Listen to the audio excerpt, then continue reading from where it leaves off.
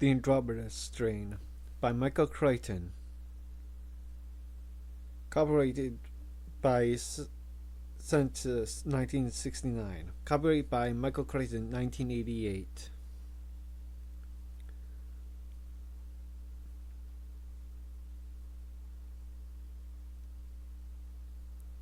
The survival value of human intelligence has never been satisfactorily demonstrated. Jeremy Stone. Increasing vision is increasingly expensive. R.A. Janak. Andromeda Strain. This file is classified. Top secret. Examination by unauthorized persons is a criminal offense punishable by fines and imprisonment up to 20 years and $20,000. Acknowledgements. This book recounts the 5-day history of a major American scientific crisis. As in most crises, the events surrounding the Andromeda Strain were a compound of foresight and foolishness, innocence and ignorance. Nearly everyone involved had moments of great brilliance and moments of unaccountable stupidity. It is therefore impossible to write about the events without offending some of the participants. However, I think it is important that the story be told. This country supports the largest scientific establishment in the history of mankind. New discoveries are constantly being made, and many of these discoveries have important political or social overtones. In the near future, we can expect more crises on the pattern of Andromeda. Thus, I believe it is useful for the public to be made aware of the way in which scientific crises arise and are dealt with. In researching and recounting the history of the Andromeda Strain, I received the generous help of many people who felt as I did, and who encouraged me to tell the story accurately and in detail. My particular thanks must go to Major General Willis A.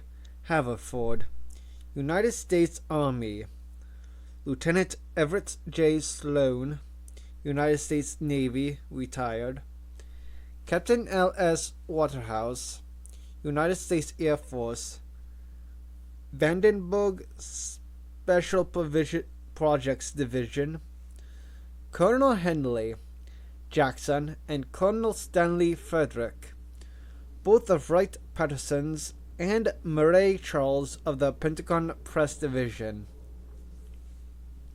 for their help in elucidating the background of the Wildfire Project. I must thank Roger Wright National Aeronautics and Space Administration, Houston, MSC, John Roble, NASA Kennedy Complex 13, Peter J. Mason, NASA Intelligence, Arlington Hall, Dr. Francis Martin, University of California, Berkeley. In the President's Science Advisory Council, Dr. Max Bird, USIA, Kenneth Voorhees, White House Press Corps, and Professor Jonathan Percy of the University of Chicago, Genetics Department, for their review of relevant chapters of the manuscript, and for their technical corrections and suggestions.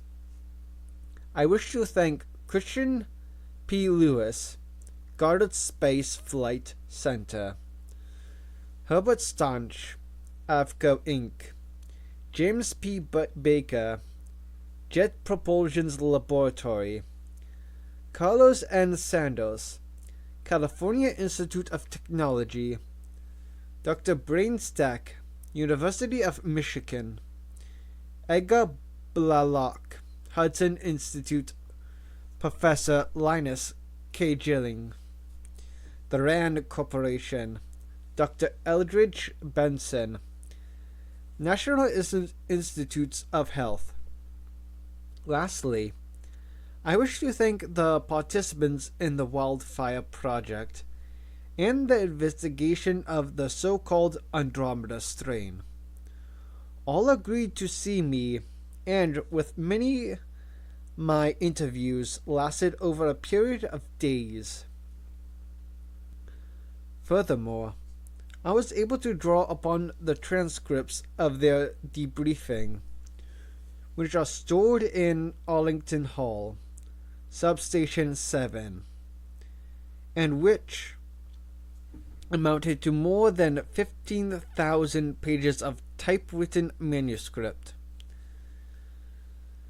This material, stored in 20 volumes, represents the full story of the events at Flat Rock, Nevada, as told by each of the participants, and I was thus able to utilize their separate viewpoints in preparing a composite account. This is a rather technical narrative, centering on complex issues of science. Wherever possible, I have explained the scientific questions, problems, and techniques. I have avoided the temptation to simplify both the issues and the answers, and if the reader must occasionally struggle through an arid passage of technical detail, I apologize. I have also tried to retain the tension and excitement of events in these 5 days,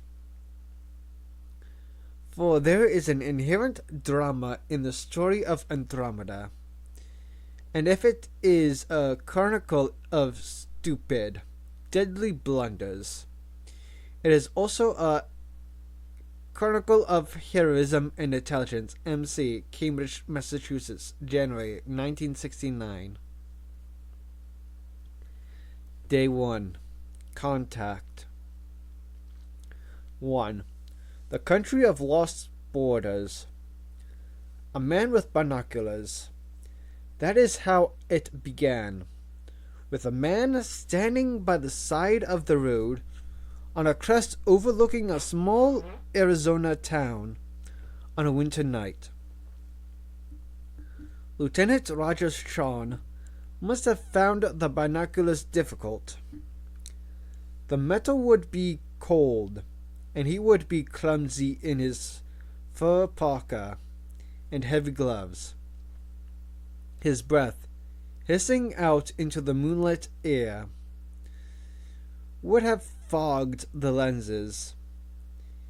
He would be forced to pause to wipe them frequently, using a stubby gloved finger. He could not have known the futility of this action. Binoculars were worthless to see into that town and uncover its secrets. He would have been astonished to learn that the men who finally succeeded used instruments 1,000,000 times more powerful than binoculars. There is something sad, foolish, and human in the image of Shawn leaning against a boulder, propping his arms on it, and holding the binoculars to his eyes. Though cumbersome, the binoculars would at least feel comfortable and familiar in his hands. It would be one of the last familiar sensations before his death. We can imagine and try to reconstruct what happened from that point on. Lieutenant Shawn swept over the town, slowly and methodically. He could see it was not large, just a half-dozen wooden buildings, set out along a single main street. It was very quiet. No lights, no activity, no sound carried by the gentle wind. He shifted his attention from the town to the surrounding hills. They were low, dusty, and blunted, with scrubby vegetation and an occasional withered yucca tree crusted in snow. Beyond the hills were more hills, and then the flat expanse of the Mojave Desert, trackless and vast. The Indians called it the country of lost borders. Lieutenant Shawn found himself shivering in the wind. It was February, the coldest month, and it was after 10. He walked back up the road toward the Ford Econovan, with a large rotating antenna on top. The motor was idling softly. It was the only sound he could hear. He opened the rear doors and climbed into the back, shutting the doors behind him. He was enveloped in deep red light, a night light, so that he would not be blinded when he stepped outside. In the red light, the banks of instruments and electronic equipment glowed greenly. Private Lewis Crane, the electronics technician, was there, also wearing a parka. He was hunched over a map, making calculations, with occasional reference to the instruments before him. Shawn asked Crane if he were certain they had arrived at the place, and Crane confirmed that they had. Both men were tired. They had driven all day from Vandenberg in search of the latest scoop satellite. Neither knew much about the scoops, except that they were a series of secret capsules intended to analyze the upper atmosphere and then return. Shawn and Crane had the job of finding the capsules once they had landed. In order to facilitate recovery, the satellites were fitted with electronic beepers that began to transmit signals when they came down to an altitude of 5 miles. That was why the van had so much radio directional equipment.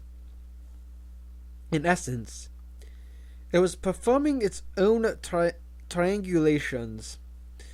In Army parlance, it was known as single unit triangulations, and it was highly effective, though slow. The procedure was simple enough. The van stopped and fixed its position, recording the strength and direction of the radio beam from the satellite. Once this was done, it would be driven in the most likely directions of the satellite for a distance of 20 miles. Then it would stop and take new coordinates. In this way, a series of triangulation points could be mapped, and the van could proceed to the satellites by a zigzag path, stopping every 20 miles to correct any error. The method was slower than using 2 vans, but it was safer. The Army felt that 2 vans in an area might arouse suspicion. For 6 hours, the van had been closing on the scoop satellite. Now they were almost there. Crane tapped the map with a pencil in a nervous way and announced the name of the town at the foot of the hill: Piedmont, Arizona. Population 48. Both men laughed over that, though they were both inwardly concerned. The Vandenberg ESA, or estimated site of arrival, had been 12 miles north of Piedmont. Vandenberg computed this site on the basis of radar observations and 1410 computer trajectory projections. The estimates were not usually wrong by more than a few hundred yards. Yet there was no denying the radio directional equipment, which located the satellite beeper directly in the center of town. Sean suggested that someone from the town might have seen it coming down. It would be glowing with the heat, and might have retrieved it, bringing it into Piedmont.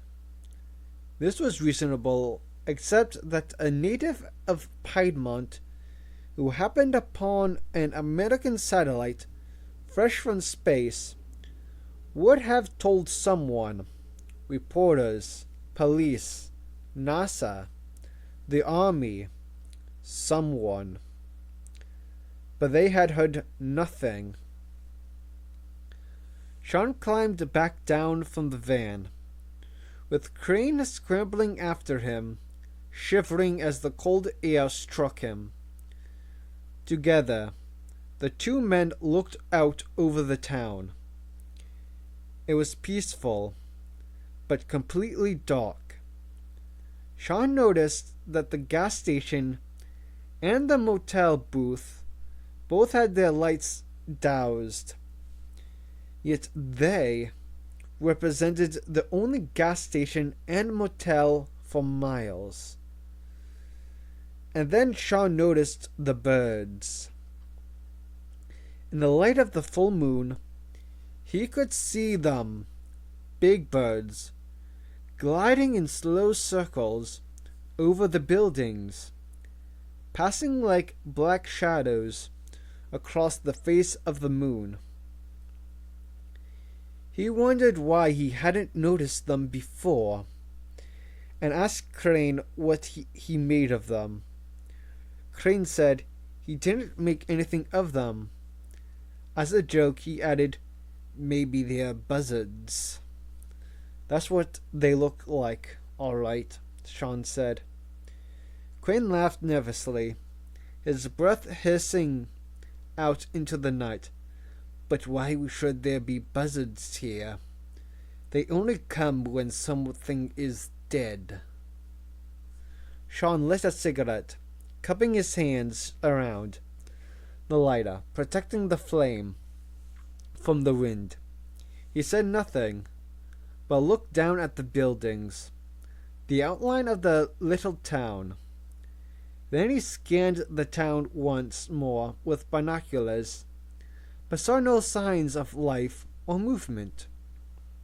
At length, he lowered the binoculars and dropped his cigarette onto the crisp snow, where it sputtered and died.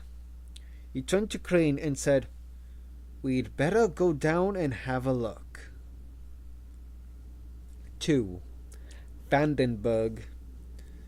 300 miles away, in the large, square, windowless room that served as mission control for Project Scoop, Lieutenant Edgar Comroe sat with his feet on his desk and a stack of scientific journal articles before him.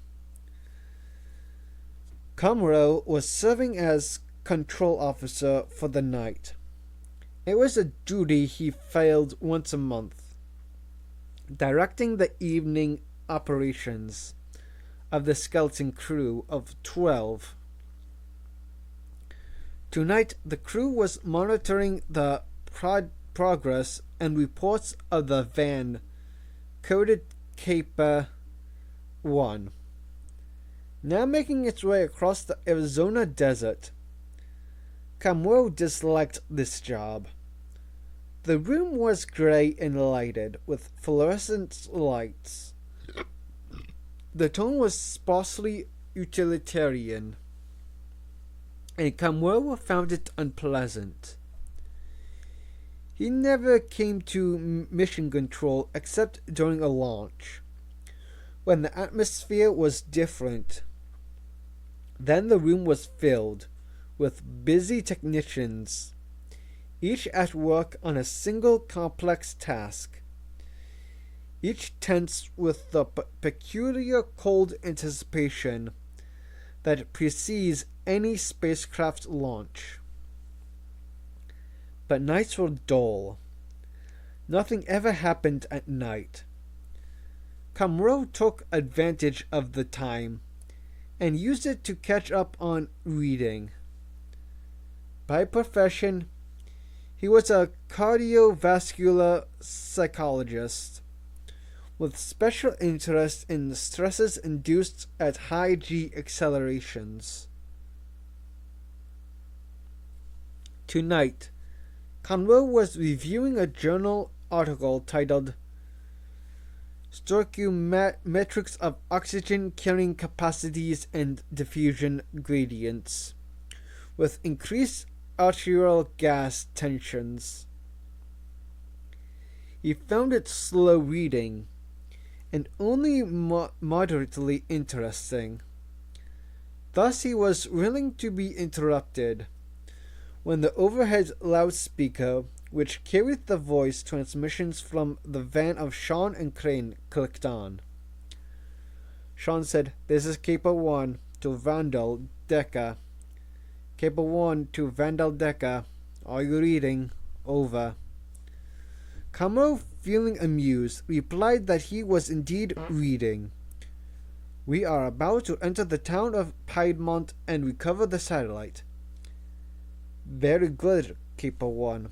Leave your radio open." Roger. This was the regulations of the recovery technique, as outlined in the system's rules manual of Project Scoop. The SRM was a thick gray paperback that sat at one corner of Camro's desk, where he could refer to it easily. Camro knew that conversation between van and base was taped, and later became part of the permanent project file. But he had never understood any good reason for this. In fact, it had always seemed to him a straightforward proposition. The van went out, got the capsule, and came back. He shrugged and returned to his paper on gas tensions, only half listening to Sean's voice as it said, "We are now inside the town. We have passed a gas station and a motel. All quiet here. There is no sign of life. The signals from the satellites are stronger. There is a church half a block ahead. There are no lights or activity of any kind." Camro put his journal down. The strained quality of Sean's voice was unmistakable. Normally, Camro would have been amused at the thought of two grown men made jittery by entering a small, sleepy desert town. But he knew Sean personally, and he knew that Sean, whatever other virtues he might have, utterly lacked an imagination.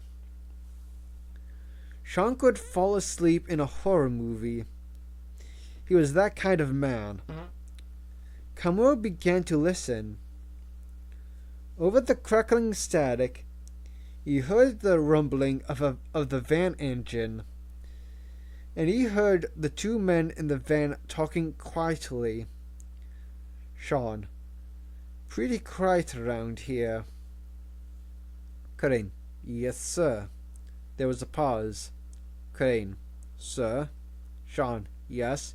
Crane, did you see that? Sean, see what? Crane, back there on the sidewalk. It looked like a body. Sean, you're imagining things. Another pause. And then Kumro heard the van come to a halt. Brakes squealing. Sean, Jesus! Crane, it's another one, sir. Sean, looks dead. Crane, shall I? Sean, no. Stay in the van. His voice became louder, more formal, as he ran through the call.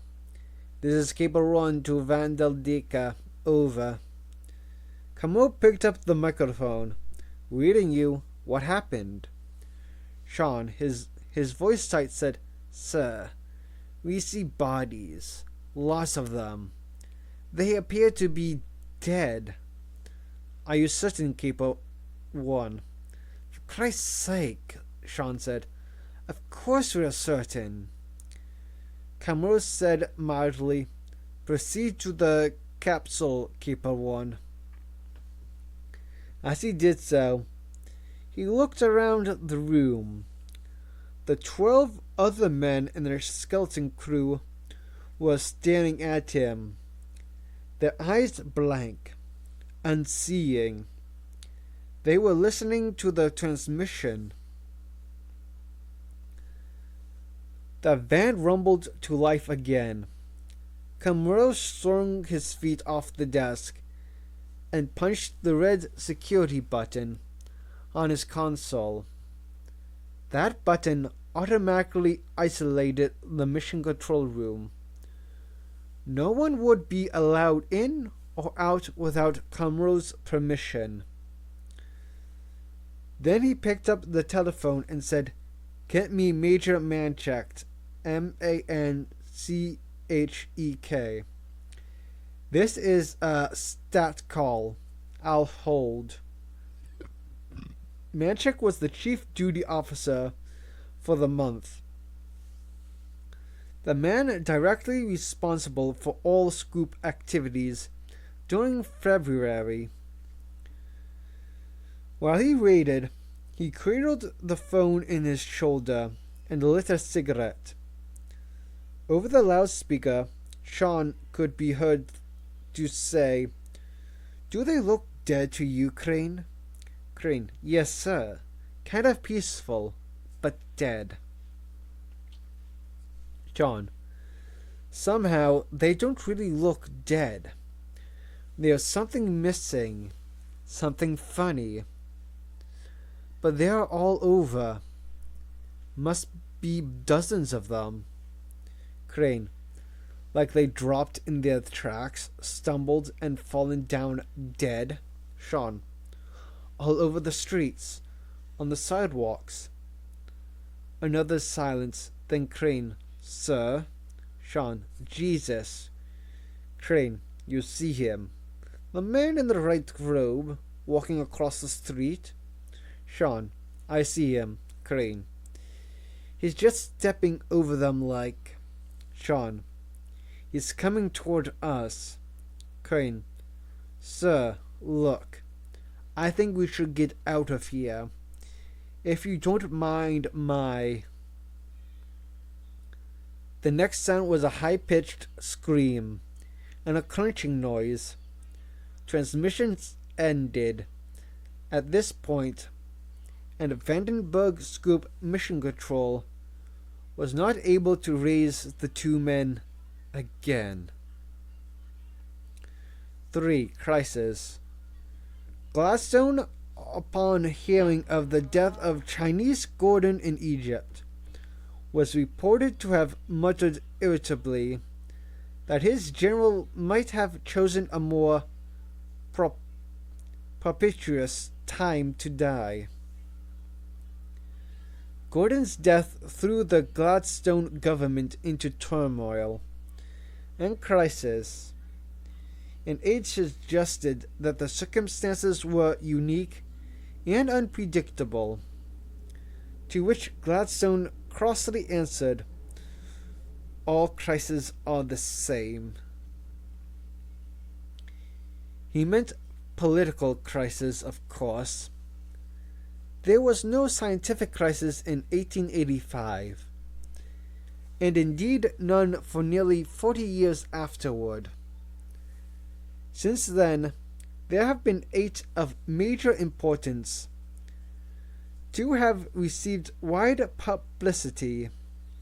It is interesting that both the publicized crises, atomic energy and space capability, have concerned chemistry and physics, not biology. This is to be expected. Physics was the first of the natural sciences to become fully modern and highly mathematical. Chemistry followed in the wake of physics, but biology, the retarded child, lagged far behind. Even in the time of Newton and Galileo, men knew more about the moon and other heavenly bodies than they did about their own. It was not until the late 1940s that this situation changed. The post-war period ushered in a new era of biologic research, spurred by the discovery of antibiotics. Suddenly, there was both enthusiasm and money for biology, and a torrent of discoveries poured forth: tranquilizers, steroid hormones, immunochemistry, the genetic code. By 1953, the first kidney was transplanted, and by 1958, the first birth control pills were tested. It was not long before biology was the fastest growing field in all science. It was doubling its knowledge every 10 years. Far-sighted researchers talked seriously of changing genes, controlling evolution, regulating the mind, ideas that had been wild speculation 10 years before. And yet there had never been a biologic crisis. The Andromeda strain proved the first. According to Louis Bornheim, a crisis is a situation in which a previously tolerable set of circumstances is suddenly, by the addition of another factor, rendered wholly intolerable. Whether the additional factor is political, economic, or scientific hardly matters. The death of a national hero, the instability of prices, or technological discovery can all set events in motion. In this sense, Gladstone was right. All crises are the same. The noted scholar Alfred Parkran, in his study of crises, culture, crisis and change, has made several interesting points. First, he observes that every crisis has its beginnings long before the actual onset. Thus, Einstein published his theories of relativity in 1905-15, 40 years before his work culminated in the end of a war, the start of an age, and the beginning of a crisis. Similarly, in the early 20th century, American, German, and Russian scientists were all interested in space travel. But only the Germans recognized the military potential of rockets. And after the war, when the German rocket installations of Peenemünde was cannibalized by the Soviets and Americans, it was only the Russians who made immediate, vigorous moves towards developing space capabilities. The Americans were content to tinker playfully with rockets. And 10 years later, this resulted in an American scientific crisis involving Sputnik, American education, the ICBM, and the missiles gap. Parkland also observes that a crisis is compounded of individuals and personalities, which are unique. It is as difficult to imagine Alexander at the Rubicon and Eisenhower at Waterloo as it is difficult to imagine Darwin writing to Roosevelt about the potential for an atomic bomb. A crisis is made by men who enter into the crisis with their own prejudices, propensities, and predispositions. A crisis is the sum of intuition and blind spots, a blend of facts noted and facts ignored. Yet underlying the uniqueness of each crisis is a disturbing sameness. A characteristic of all crises is their predictability in retrospect. They seem to have a certain inevitability. They seem predestined.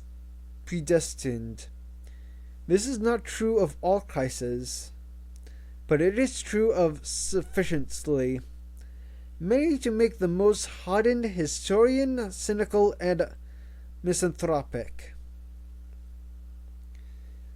In the light of Parkland's arguments, it is interesting to consider the background and personalities involved in the Andromeda strain.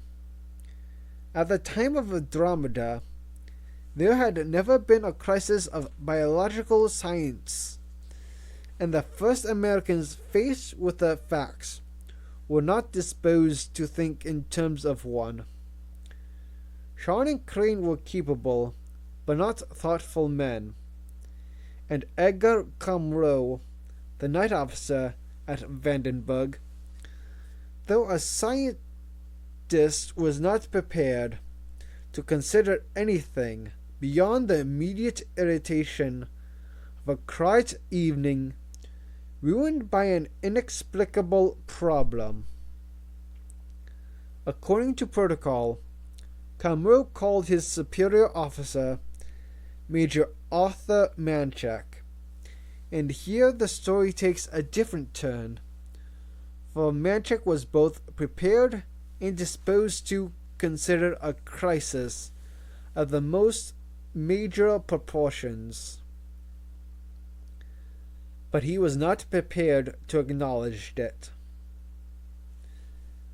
Major Manchak, his face still creased with sleep, sat on the edge of Comro's desk and listened to the replay of the tape from the van. When it was finished, he said, "Strangest damned thing I've ever heard," and played it over again. While he did so, he carefully filled his pipe with tobacco, lit it, and tamped it down. Arthur Manchak was an engineer, a quiet, heavy-set man, plagued by labile hypertensions, which threatened to end further promotions as an army officer. He had been advised on many occasions to lose weight, but had been unable to do so. He was therefore considering abandoning the army for a career as a scientist in private industry, where people did not care what your rate or blood pressure was. Manchik had come to Vandenberg from Wright-Patterson's in Ohio, where he had been in charge of experiments in spacecraft landing methods. His job had been to develop a capsule shape that could touch down with equal safety on either land or sea. Manchik had succeeded in developing 3 new shapes that was promising. His success led to a promotion and transfer to Vandenberg. Here, he did administrative work and hated it. People bored Manchik.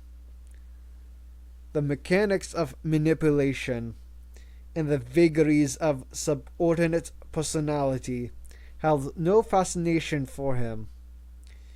He often wished he were back at the wind tunnels of Wright-Patterson, particularly on nights when he was called out of bed by some damn fool problem. Tonight he felt irritable and under stress. His reaction to this was characteristic. He became slow. He moved slowly. He thought slowly. He proceeded with a dull and plodding deliberation. It was the secret of his success. Whenever people around him became excited, Manchik seemed to grow more disinterested until he appeared about to fall asleep. It was a trick he had for remaining totally objective and clear-headed. Now he sighed and puffed on his pipe as the tape spun out for the second time. No communications breakdown, I take it? Camo shook his head. We checked all systems at this end. We are still monitoring the frequency. He turned on the radio, and hissing static filled the room. You know about the audio screen? Vaguely, Manchik said, suppressing a yawn. In fact, the audio screen was a system he had developed 3 years before. In simplest terms, it was a computerized way to find a needle in a haystack. A machine program that listens to apparently garbled random sound and picked out certain irregularities. For example, the hubbub of conversations at an embassy cocktail party could be recorded and fed through the computer, which would pick out a single voice and separate it from the rest. It had several intelligence applications. Well, Kamala said, after the transmissions ended, we got nothing but the static you hear now. We put it through the audio screen to see if the computers could pick up a pattern, and we ran it through the oscilloscope in the corner. Across the room, the green face of the scope displayed a jagged dancing right line, the summited sound of static. Then, Kamala said, we cut it in the computer like so. He punched a button on his desk console. The oscilloscope line changed character abruptly. It suddenly became quieter, more regular, with a pattern of beating, thumping impulses. I see, Manchik said. He had in fact already identified the pattern and assessed its meaning. His mind was drifting elsewhere, considering other possibilities, wider ramifications. "Here's the audio," Conroe said.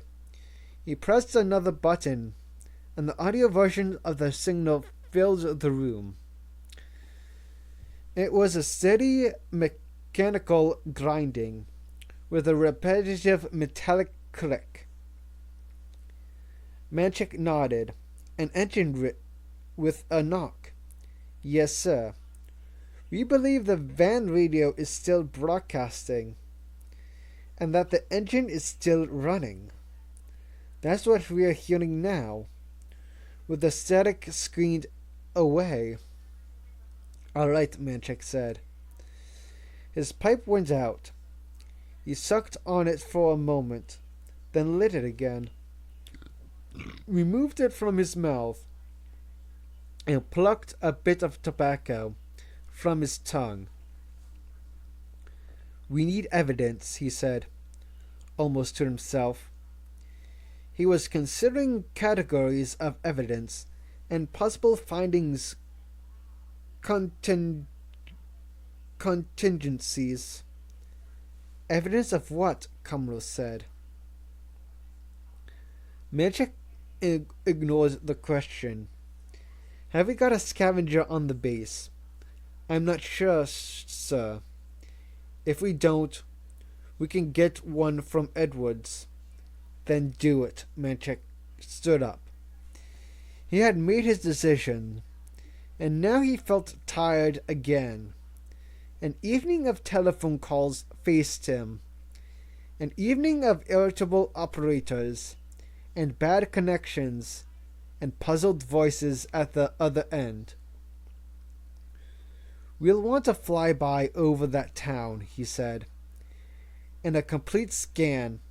All canisters to come directly. Alert the labs." He also ordered Conroe to bring in the technicians, especially Jaggers. Manchik disliked Jaggers, who was effete and precious, but Manchik also knew that Jaggers was good, and tonight he needed a good man. At 11:07 p.m., Samuel Gunner Wilson was moving at 645 miles per hour over the Mojave Desert. Up ahead, in the moonlight, he saw the twin-lead jets, the afterburners glowing angrily in the night sky. The planes had a heavy, pregnant look. Phosphorus bombs were slung beneath the wings and belly. Wilson's plane was different, sleek and long and black. It was a Scavenger, one of 7 in the world. The Scavenger was the operational version of the X-18. It was an intermediate-range reconnaissance jet aircraft, fully equipped for day or night intelligence flights. It was fitted with 2 side-slung 16mm cameras, one for the visible spectrum and one for low frequencies radiation. In addition, it had a center mount Hohmann's infrared multispecs camera, as well as the usual electronic and radio detection gear.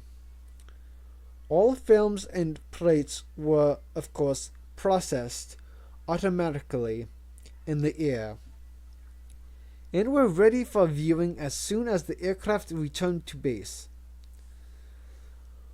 All this technology made the Scavenger almost impossibly sensitive. It could map the outlines of a city in blackout, and could follow the movements of individual trucks and cars at 8,000 feet. It could detect a submarine to a depth of 200 feet. It could locate harbor mines, by wave motion deformities, and it could obtain a precise photograph of a factory from the residual heat of the building 4 hours after it had shut down. So the Scavenger was the ideal instrument to fly over Piedmont, Arizona, in the dead of night. Wilson carefully checked his equipment, his hands fluttering over the controls, touching each button and lever, watching the blinking green lights that indicated that all systems were in order. His earphones crackled. The lead plane said lazily, "Coming up on the town, Gunner. You see it?" He leaned forward in the cramped cockpit. He was low, only 500 feet above ground, and for a moment he could see nothing but a blur of sand, snow, and yucca trees. Then up ahead, buildings in the moonlight. "Roger, I see it." "Okay, Gunner, give us room." He dropped back, putting half a mile between himself and the other two planes. They were going into the P-square formation for direct visualization of target by phosphorus flare. Direct visualization was not really necessary. Scavenger could function without it, but Vandenberg seemed insistent that they gather all possible information about the town. The lead planes spread, moving right until they were parallel to the main street of the town. "Gunner, ready to roll?" Wilson placed his fingers delicately over the camera buttons, 4 fingers as if playing the piano. "Ready. We're going in now."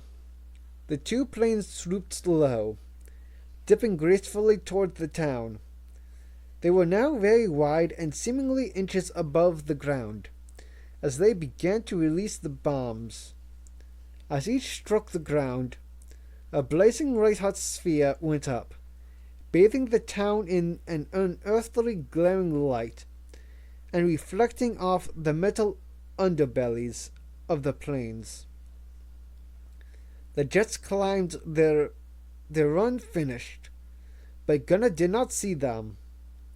His entire attention, his mind and his body, was focused on the town. "All yours, Gunner." Wilson did not answer. He dropped his nose, cracked down his flaps, and felt a shudder as the plane sank sickeningly like a stone towards the ground. Below him, the area around the town was lighted for hundreds of yards, in every direction. He pressed the camera buttons and felt, rather than heard, the vibrating roar of the cameras. For a long moment, he continued to fall, and then he shoved the stick forward, and the plane seemed to catch in the air, to grab and lift and climb. He had a fleeting glimpse of the main street. He saw bodies everywhere, spread-eagled, lying in the street across cars. "Jesus," he said. And then he was up, still climbing, bringing the plane around in a slow arc, preparing for the descent into his second run, and trying not to think of what he had seen. One of the first rules of air reconnaissance was ignore the scenery. Analysis and evaluation were not the job of the pilot. That was left to the experts, and pilots who forgot this, who became too interested in what they were photographing, got into trouble. Usually they crashed.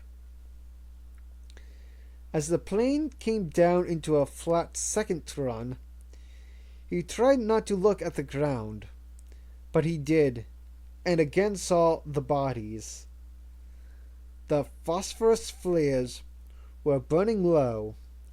The lighting was darker, more sinister, and subdued. But the bodies were still there. He had not been imagining it. Jesus, he said again. Sweet Jesus.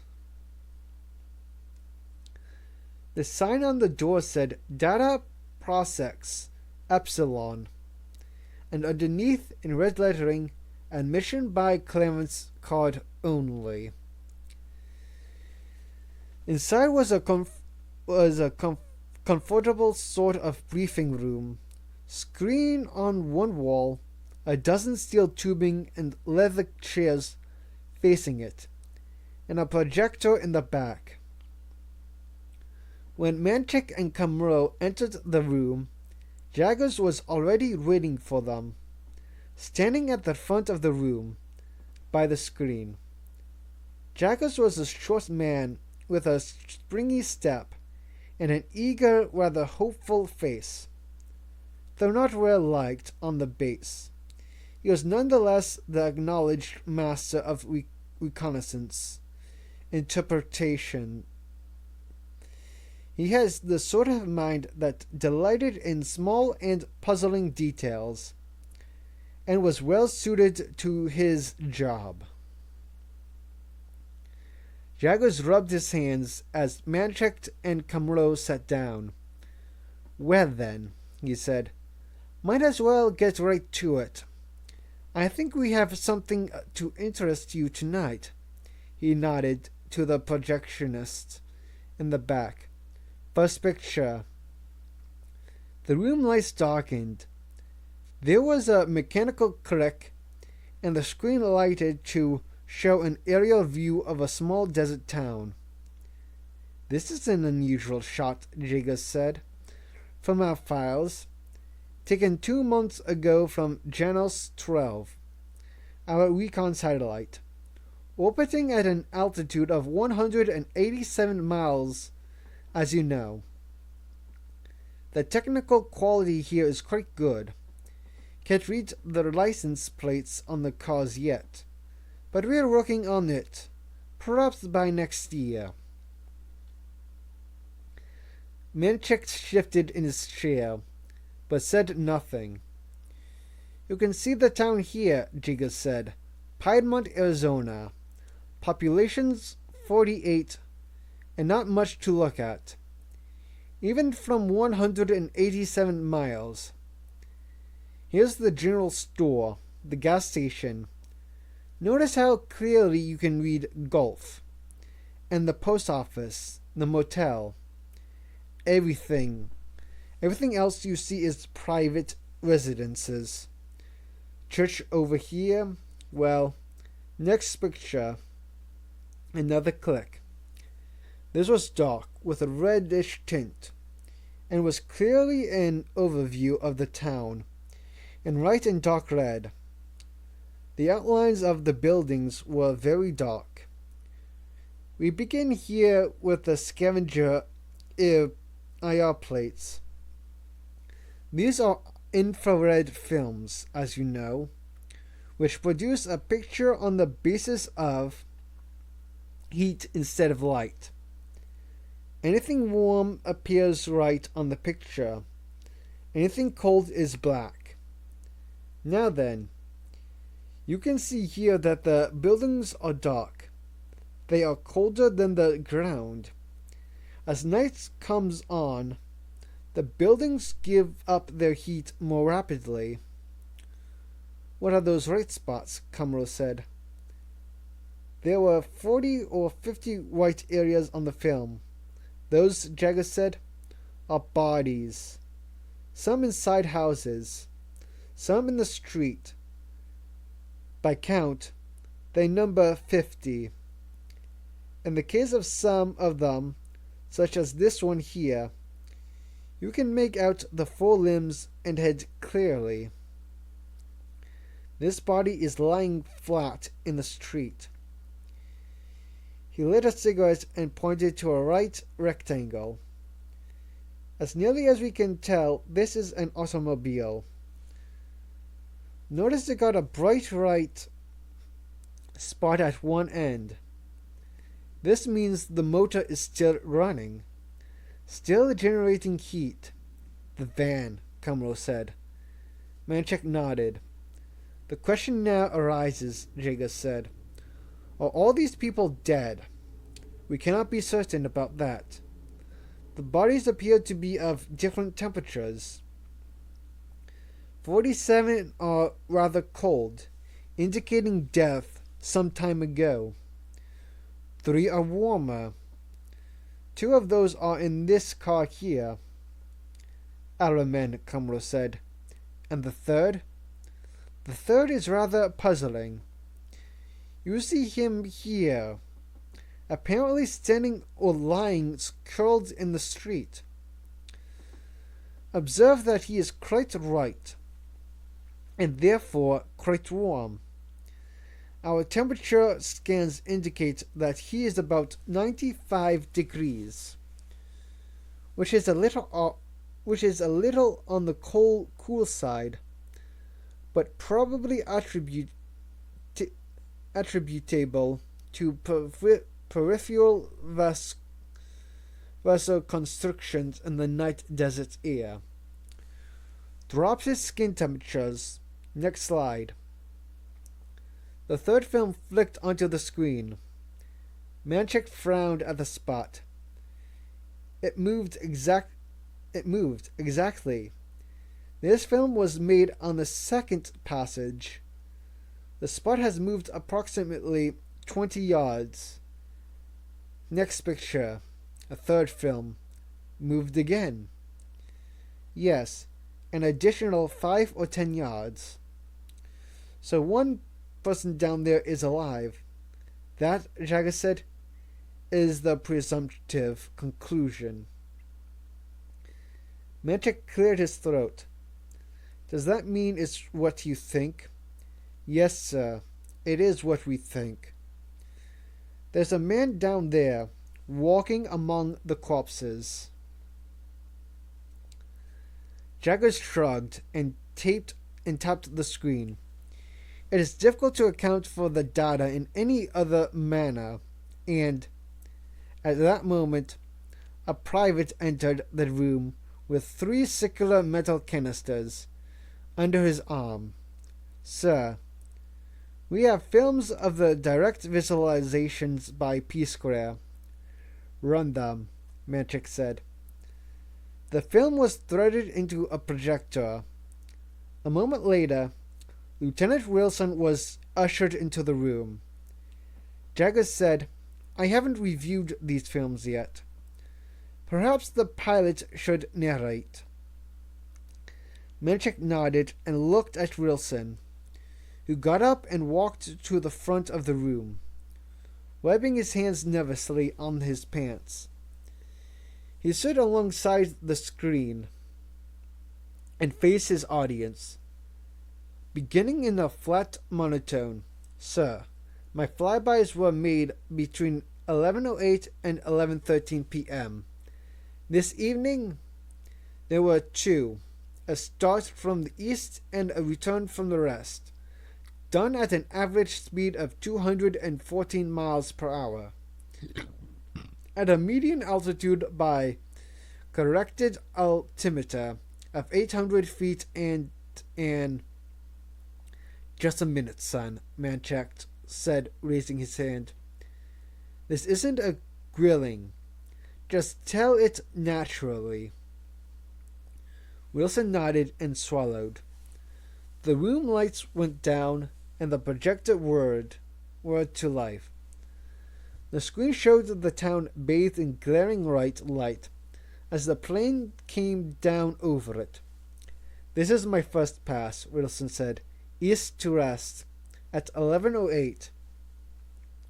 We are looking from the left wing camera, which is running at 96 frames per second.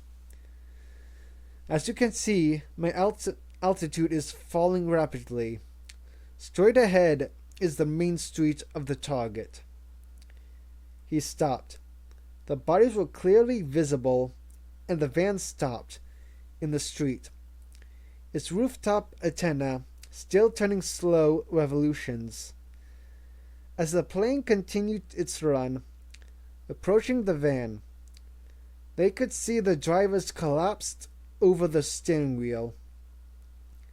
"Excellent definition," Jaggers said.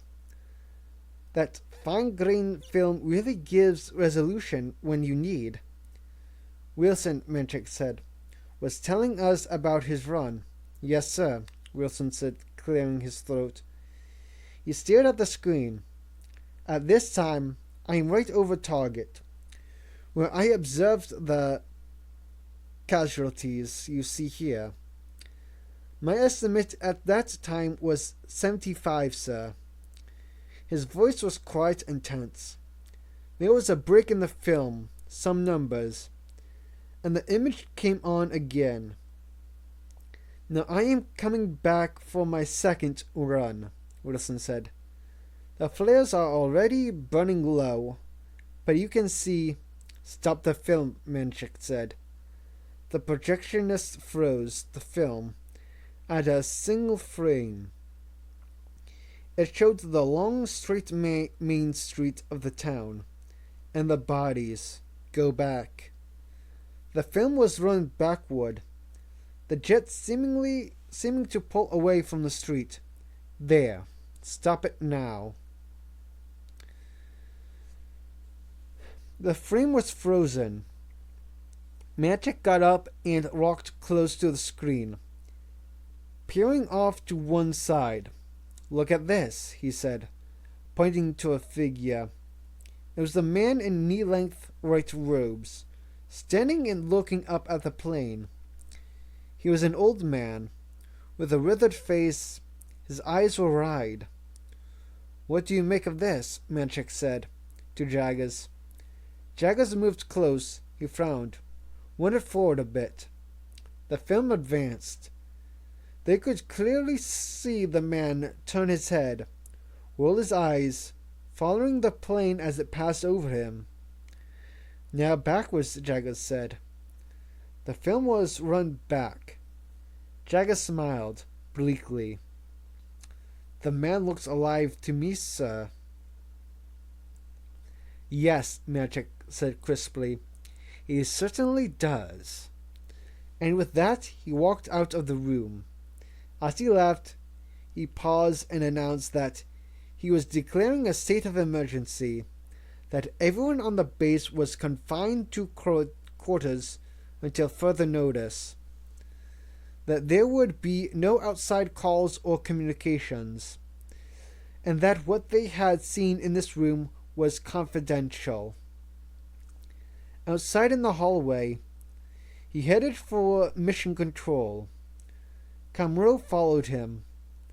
"I want you to call General Wheeler," Menchik said. "Tell him I have declared an SOE without proper authorization, and ask him to come down immediately. Technically, no one but the commander had the right to declare a state of emergency." Camro said, "Wouldn't you rather tell him yourself?" "I've got other things to do," Menchik said.